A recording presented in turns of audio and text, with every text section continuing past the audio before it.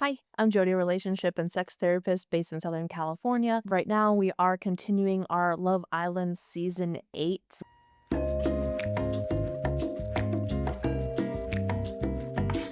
We are picking right back up after our second Islander went home. So now we have Sean and Bea home. We're just coming off of the first After Sun episode where it gives the behind the scenes, what happens after they leave the villa, and, breaking down all the tea and what happened. As we return to the villa here, we have everybody basically processing Bea leaving. Bea was one of the OG Islanders. There's going to be tears, some grieving, things like that, and also just processing how people felt about the new matches. I think most of them were positive. There was, of course, a little bit of, weird feelings towards Gabrielle and Jen. They're already kind of hanging out, and of course, that's expected. That's not surprising. They're hanging out as well as the sincere and soul kind of thing. Melanie is still in the villa, so how is that gonna kind of play out? A lot of the attention was, yes, is Sincere being honest, but also is Melanie gonna be able to navigate these situations well and kind of not crash out or really create a bigger problem that a lot of the people kind of feel uncomfortable around, and it's not viewed as the most emotionally mature response. So you just have a lot of people kind of processing what's happened. Melanie kind of was, with the camera and with people there, was trying to be mature as she's kind of tearing up, I'm fine, I'm fine, I'm fine, it's okay. And I'm like, I appreciate that she's attempting to be mature. I don't trust it's gonna last long. I know in these situations when you're fresh triggered and you're continuing to be triggered, that you kind of have to just at that moment, you're not gonna be your best self. You just kind of have to do whatever you can to prevent escalation further. The only issue with that is sometimes that can be seen as attention seeking or creating more drama. Melanie did decide to not sleep in the room with everybody else. She would have been sleeping alone, right? Because obviously Sincere and Soul are in a couple now, so Soul would be sleeping in that bed now. And so Melanie would be, actually no, she wouldn't be alone. She'd be with Corbin, right? Because that's her new match. Even though she was trying to connect with Corbin, she still decided that she wanted to sleep in Soul Ties by herself. Whether or not it's a good decision versus she's making something bigger, I think right now that's fine. She kind of does take that space and really does accept the situation and kind of move on and not create a ton of more drama. Then I guess that can be kind of healthy. But we're gonna see what happens. But one thing I did not appreciate is, again, this is the trend with Sincere. They catch it on camera that Sincere is talking to the guys about what happened, and he says that he wished that he was matched with Melanie.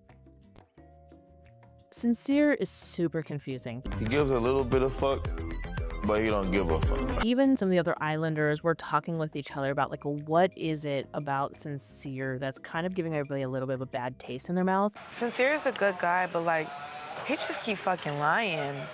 We was in the kitchen last night, he literally was he didn't want to pair with Soul. That was not what he wanted. I just don't think he understands how to show what he's doing.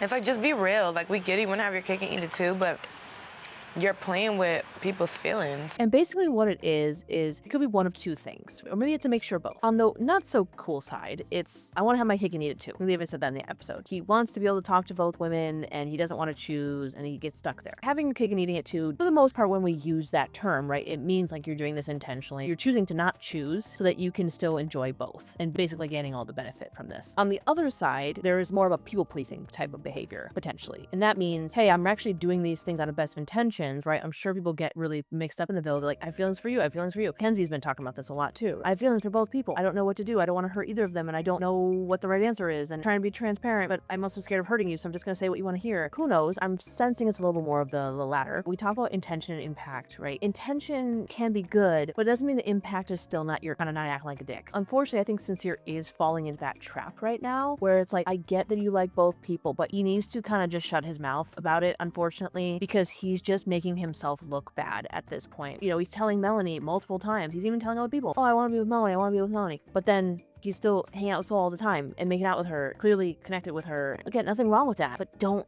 say that you're not going to do that though. That's the problem. Whether or not it's actually gaslighting, but it's a gaslighting feel. Basically what we mean when we say that word is things are not aligning and I'm trying to make you question your reality. I don't think he's doing that on purpose. That would be what actually would be abusive, right? Is I know that I'm wrong and I'm trying to do this to you to make you question yourself and kind of go crazy. That's one of the big reasons that Melanie's crashing out, besides for just insecurity. You're literally telling me one thing and then you go behind my back, basically, not even behind your back, really. I mean, he's meeting with her in front of everybody 2 seconds later. That can just, oh my gosh, wreak havoc on a person's like psyche and like their emotions. He's been doing this for a couple episodes now, and it just does not make him look good. Him saying, oh, I actually want to be matched with Melanie. I'm like, what?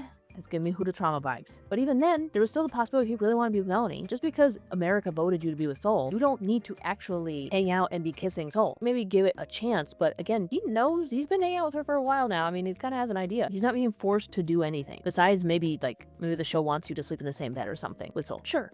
Whatever. But again, if you were that interested in Melanie, you still could be hanging out with Melanie, and they're not even talking. Zach and Kata kind of brought up, actually it was Zach who brought it up to Kata when they were going to bed about crossing the line, right? And what that normally kind of means is like having sex, more physical intimacy that's a little bit more on the private side. He brought that up, and his concern was, and I think what he was actually trying to say, which I think he was saying, and I think it just could have been a little bit more explicit, was basically expressing maybe some insecurity. Hey, I really care about you, and I'm really scared because I'm nervous to go all the way with somebody and then for somebody to come in the villa and then our heads turn. And then we start developing something else, and then you can't undo that. There's a level of vulnerability with that. Not everybody takes it that way, but I think it sounds like Zach is. This is something that he's emotionally connected with Kata. So it means something different than a one night stand, right? And he was kind of expressing that. Of course, Kata didn't say it in that moment, was kind of spiraling a little bit of what does he mean? Is he interested in talking to other people or seeing what comes in? Is his head gonna be turned? And I could see how it could go that way. They did have a conversation later that ended up kind of saving it a little bit, which I really appreciate.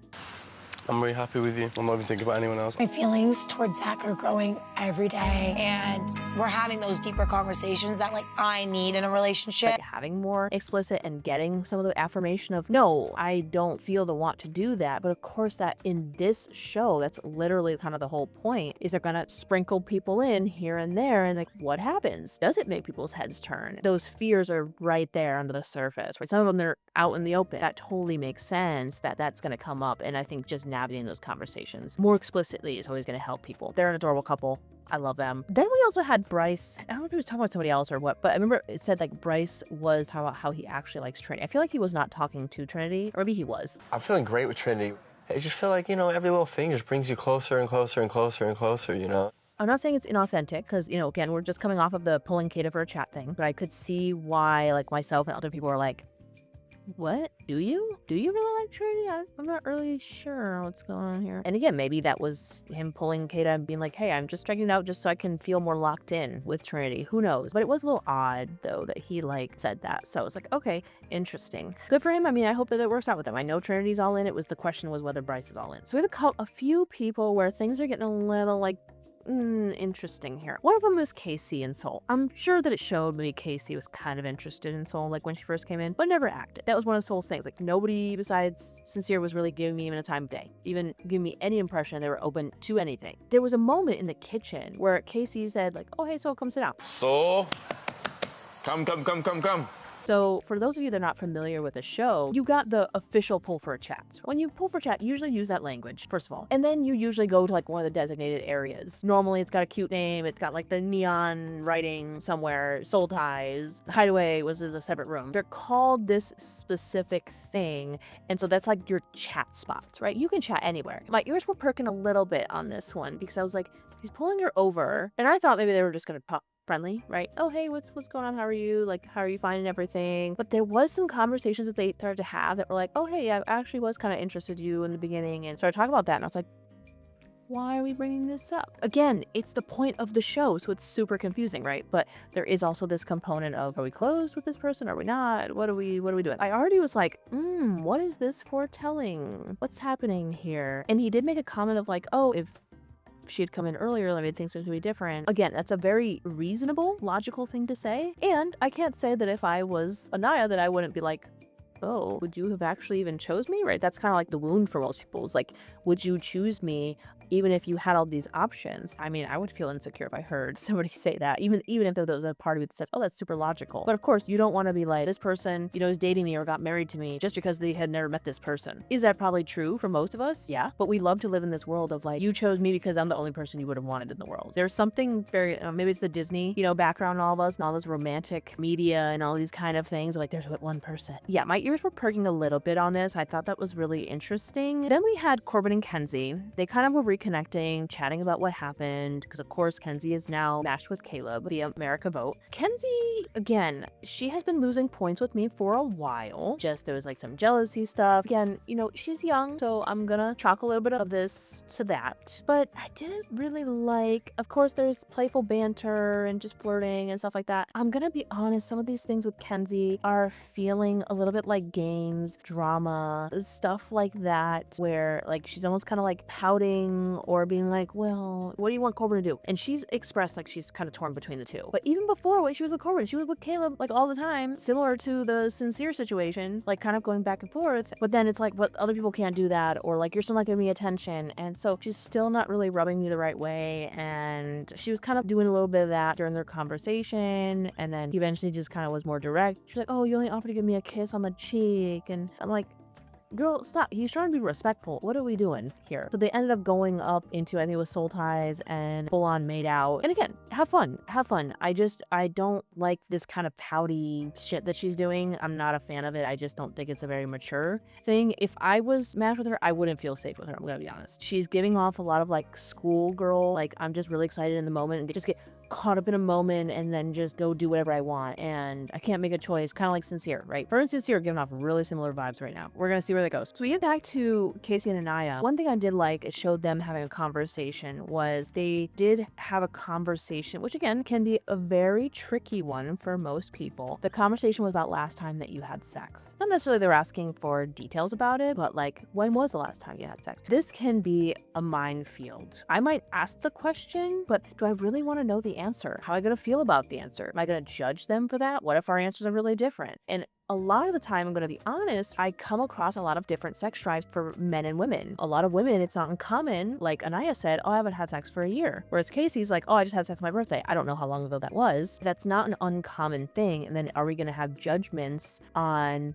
like the type of sex that they had? Did it mean anything? Was it with a partner? Did they just go out and hook up with somebody? Was it, you know, were there people on the side they always kind of have in the wings on their roster? What's the situation? And they handled it actually very maturely, so I give the credit for that. But I would say for most couples, that is something not to necessarily avoid, but to really be mindful of, am I ready for that conversation? How am I going to handle what their answer is? And really keeping your own judgments and stuff in check, because you can really start an argument about that. That's really not even like a logical argument, and just the emotions are going to be driving the bus. So then we move into the challenge. The challenge is like a World Cup theme. Basically, they're doing these, moving the ball up between the two bodies to get it in the little tube, eating a hot dog thing. Eat that sausage! Well, what is that? And of course, we've got to, you know, have the innuendos for oral sex and, you know, shit like that, which is always kind of funny. And then they have like this like sloppy area. And then of course they're doing their sexy stuff that like they usually do. And then eventually with that slime, they eventually had to pour it on somebody when they got asked a question. So that's where all like the shady stuff comes in. Of course, we're using like soccer references and things. This is one that goes offsides the most often. These kind of questions. Besides like the last one where it felt like they were a little bit kind of honing in on Soul, this time they seemed like they were being pretty honest. You know, that always brings up a little bit of drama. Sincere got some backlash because a lot of people thought that kind of how he was navigating a lot of things was pretty shady. Not surprised by that. Casey was kind of called out. So Zach ended up saying something about that, like him like not living his full thing in the villa or whatever. The host like, what do you mean by that? Stoking the flames right now. Oh my God. I was like, of course he's going to ask that because we're already foretelling this from the beginning of the episode. And then Zach was like, well, for example, like he was kind of interested in Soul and then just, you know, never really pursued it. Soul came in, he did show a bit of interest, and then I just feel like maybe he didn't fully go for it because it was just, didn't want the hassle of doing it sort of thing. That's all. We know that's going to kind of have a backlash later because that other one was kind of a private conversation. Caleb has been a little bit slow moving. This is the show that we're on, right? It's kind of hot and heavy, and if we're trying to build something real, yeah, I gotta go slow to some degree, but Caleb's been kind of like a backseat passenger kind of thing where I'm like, are you going to take what you want? Or are you pulling her enough? I don't feel like it shows them really talking that much, him and Kenzie, even though they're matched up now. I do commend him that he did bring up like, hey, I'm just noticing you're kind of, you know, you're hanging out with Corbin and nothing wrong with that, but you know, I'm kind of trying to get the little bit of the sense for like how long that's going to continue or what that's going to look like. Kenzie basically just kind of shut it down, like not in a rude way. It was just like kind of one of those ones like, okay, just drop the conversation, because she was like, yeah, I'm still interested in exploring both. She's speaking her truth, but I think she kind of missed the point. Just like we've had issues with like Melanie when she was kind of like in the challenge going back, forth, make out right between two guys. We can understand that if we're trying to build something real with somebody and then they keep making out with people like outside of the challenge and like emotionally connect with people outside of the challenges. Melody got flack even during the challenge, right? But we're talking about outside the challenge where like you don't even have to be doing those things. Of course, some stuff's gonna come up. This is where I was saying I don't feel like Kenzie's kind of giving off I'm really safe. I think she's kind of just getting caught up in the moments. If you've ever watched some of these other shows where it's like who's there to actually build the connection, I think one of the one shows I watched, like Too Hot to Handle, I want to say it's one of those where it's like you have to actually like vote people off that you don't feel like they're serious about finding a connection and stuff. And I think Kenzie right now, Caleb was like the guy that she wanted. I feel like she's sabotaging or she's just getting too caught up in like Corbin's hot. And I'm like, girl, you're not giving me a lot of serious vibes right now. Again, it's Love Island. I mean, we're young, we're hot, we're horny.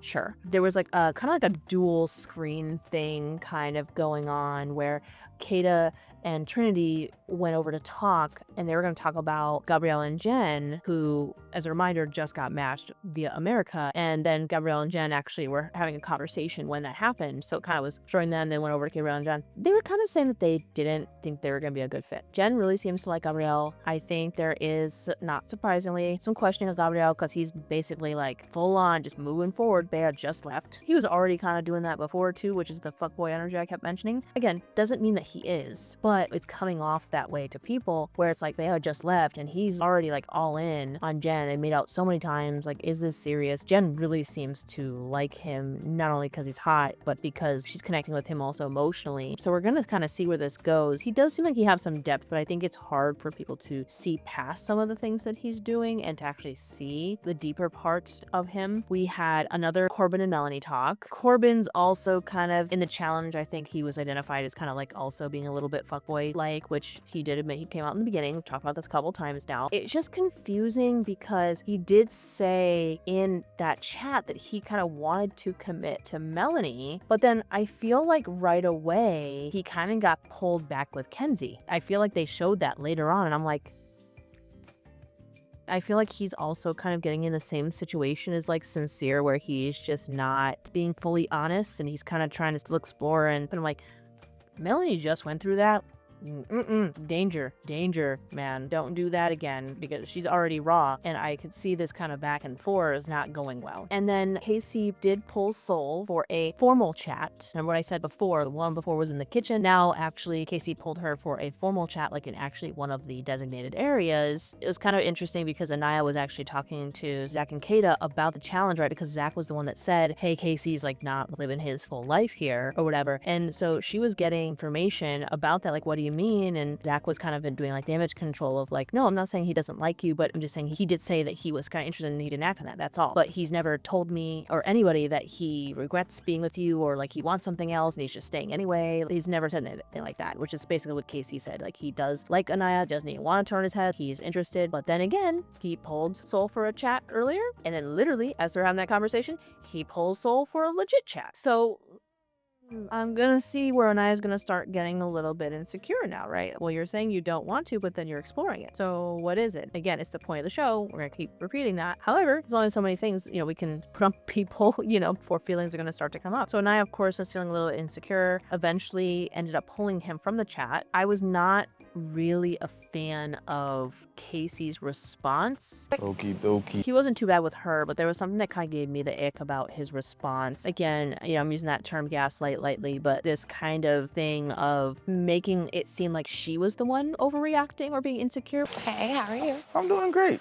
You are? I'm Why are happy. you cheesing so hard? What? I'm just asking a question. But again, you're saying one thing and doing another. And how is she going to feel when you're pulling this person for multiple chats now? And it just came with the challenge that you were interested in her. And basically, Anaya's just waiting for you to decide whether you want to hop off and go somewhere else. When he started, like, rather than empathizing, and maybe he was just sick of it because, like, kept coming up so much recently. But again, you're doing it. I didn't like how he was kind of making it seem like Anaya was like the insecure, kind of immature one. And then finally, at the end of the episode, Islanders! The hideaway is now open! the hideaway got open. So of course, hideaway, they get a private bedroom and bathroom and all that kind of stuff. And they get to vote for the couple that they want to spend the night there. Zach and Kata! Not surprising, we just had them talking about intimacy and stuff earlier in the episode, but they voted for Zach and Kata, which was really adorable. I feel like it's really going to lock in their relationship and help with some of the insecurities that kind of just came up for them. So it shows everybody kind of going to bed and them entering, and we're going to get all the tea about what happened in the hideaway and everything next time. I'll see you in the next episode.